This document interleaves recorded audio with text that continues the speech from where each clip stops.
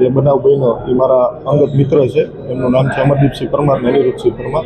બનાવની વિગત એવી હતી કે આમના જે કાકા છે તે પરિવાર આરે ત્યાં શાક બકાલા માર્કેટે શાક બકાલું લેવા ગયેલા, અને ત્યાં એક રિક્ષા ચાલક પાછળથી આવ્યો. રિક્ષા ચાલકે એવું કીધું કે તમારી ગાડી આગળ લઈ લ્યો, નજીવી બાબતે મારે અહીંયા ગાડી કંઈક બકાલું લેવું છે, ગાડી પાર્ક કરવી છે. એમાં બોલાચાલી થઈ હતી. અજીતસિંહને કંઈક ઝાપટું એવું મળ્યું.